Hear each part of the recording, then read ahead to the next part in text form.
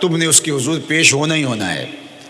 اس کے حضور جانے سے تم بچ نہیں پاؤ گے، چھٹکارا نہیں، رستگاری نہیں۔ ایک ایک عمل کا تمہیں حساب دینا ہوگا، ایک ایک حرکت اور ایک ایک سکنت تمہاری تشت ازبام ہوگی۔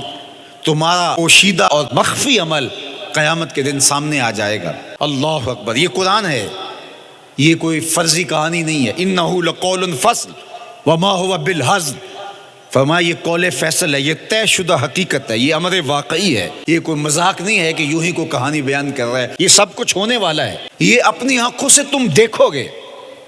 آج انکار کرو یا اقرار کرو، تمہیں کھلا موقع دیا ہے، حتیٰ کہ تم کافر بن کے زندگی گزارنا چاہو، نمرود بن کے جینا چاہو، فرعون بن کے جینا چاہو، حامان بن کے جینا چاہو، ہم تجھے دنیا پہ موقع دیں گے۔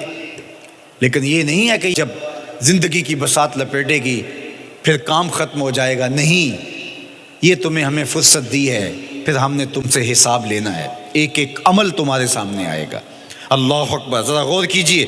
فآمنوا باللہ، تو بہتر ہے کہ اللہ پر ایمان لاؤ، اس کے حضور تو تم نے آنا ہی آنا ہے۔ بہتر نہیں ہے کہ جیتے جی آ جاؤ، پھر لوگ تجھے اٹھا کے لائیں گے۔ اچھا نہیں ہے کہ اپنے قدموں سے چل کے آ جاؤ۔ کی آنکھ سن لوک یعقوب تینوں، جدوں ٹر پہ ہوں سر منہ کج کے تو، پھر جو کفن کی تنیوں میں لپیٹ کر کے تجھے لے کر کے جایا جائے گا، تو اچھا نہیں ہے کہ اپنے قدموں سے خود چل کے مالک کی دہلیز پہ چلے جاؤ۔ ایک حدیث میں آتا ہے کہ اللہ بندے کو اپنے سامنے سے ہٹنے نہیں دے گا جب تک اس سے 4 سوال نہیں کر لے گا۔ آپ دیکھیے، میں دیکھوں کیا ہم ان سوالوں کے جواب دینے کے لیے اپنے آپ کو تیار کر رہے ہیں۔ پہلی چیز، اللہ پوچھے گا عمر کہاں گزاری۔ دوسرا سوال، اللہ تعالیٰ علم کے بارے میں پوچھے گا، جو پڑھا تھا بتا عمل کہاں تک کیا۔ خلوت، جلوت، زندگی، شام و سحر تیرے اس سیکھے ہوئے علم کی مطابقت میں تھے، یا علم عزت دولت کمانے کے لیے پڑھا تھا۔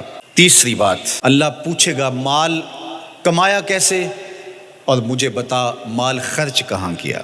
آج لوگ نیب سے ڈرتے ہیں کہ ہم سے پوچھ نہ لیا جائے کہ یہ آیا کہاں سے، منی ٹریل پیش کرو، یہاں ہم بچ جائیں گے۔ کوئی مکر، کوئی دھندا، کوئی فریب چل جائے گا، کوئی پریشر، کوئی افرادی قوت، کوئی سیاسی اثر و رسوخ، کوئی رشوت، کوئی سفارش، کچھ نہ کچھ تو راستہ نکل ہی آئے گا۔ اور آج کی دنیا میں صرف یہی پوچھا جاتا ہے کمایا کہاں سے، یہ نہیں پوچھا جاتا خرچ کہاں کیا۔ جیسے چاہو خرچ کرو، لیکن وہاں سوال ہوگا وفیما انفقہ، خرچ کہاں کیا، یہ سوال بھی کیا جائے گا۔ وعن جسمہ فیما ابلاہ، اور جسم کے بارے میں پوچھا جائے گا، اس جسم کو دی ہوئی توانائیوں کو خرچ کہاں کیا۔ بعض روایت میں ان شبابہ فیما ابلاہ، جوانی کے بارے میں پوچھا جائے گا، تیری جوانی کے خوبصورت دن کہاں گزرے، مجنوں بن کے چوکوں میں کھڑا تو نہیں رہا، پارکوں کے گرد پروانوں کی طرح گھومتا تو نہیں رہا، تیری نظر بدکاریاں تو نہیں کرتی رہی، اپنی خواہشات کا غلام بن کے زندگی تو نہیں گزاری، تیری ساری رات 4 انچ کی سکرین کے اوپر بدکاریاں کرتے بسر تو نہیں ہوئی۔ پوچھا جائے گا بتا جوانی کہاں گزری۔ جوانی مستانی ہے یہ کہہ کر کے تو نے ہر ضابطے سے چھٹی تو نہیں کر لی تھی، یا جوانی کے تقدس کو تو نے محفوظ کیا اور راتوں کی تنہائیوں میں اللہ کے حضور سجدہ ریزی کرتا رہا۔ میرے اور آپ کے آقا و مولا نے فرمایا جو جوان جوانی میں توبہ کرے وہ اللہ کو محبوب ہے۔ اللہ اکبر۔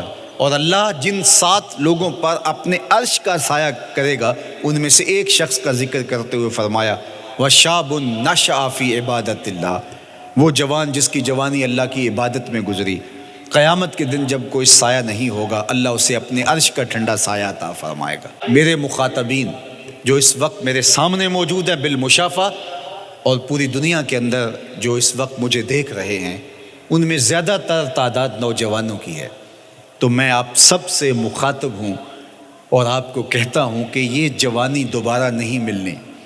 بندہ کہتا ہے بڑھاپا آئے گا دیکھ لیں گے، جس طرح ہر چیز کا سرور جوانی میں ہوتا ہے، ہر چیز کا لطف بندہ کہتا ہے جوانی میں ہے، سجدوں کا جو لطف جوانی میں ہے وہ کسی اور زمانے میں نہیں ہے۔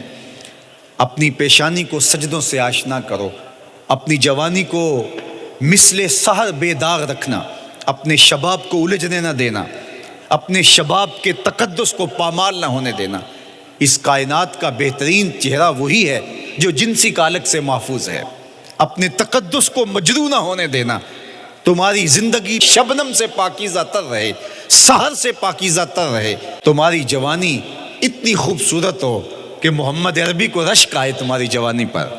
اپنی جوانی کو آوارگی میں بسر نہ کرنا، اپنی اس جوانی کو دین کے لیے وقف کرنا۔ سحری کے سجدوں میں آنسو بہا کر کے جوانی کا لطف کشید کرنا۔ جوانی کا لطف اور مزہ رب کے ساتھ محبت اور رب کے ساتھ عشق کرنے میں ہے۔ جوانی کے اندر دل کی بے تابیاں، دل کی بے چینیاں اور دل کی بے قراریاں ذرا مسلح پہ لے کے آؤ۔ عشق کرنا ہے تو کسی آوارہ سے نہیں، عشق کرنا ہے تو رب العالمین سے کرو، آمنہ کے لال سے کرو، تو پھر دیکھنا کہ یہ جوانی کیا نور بخشتی ہے۔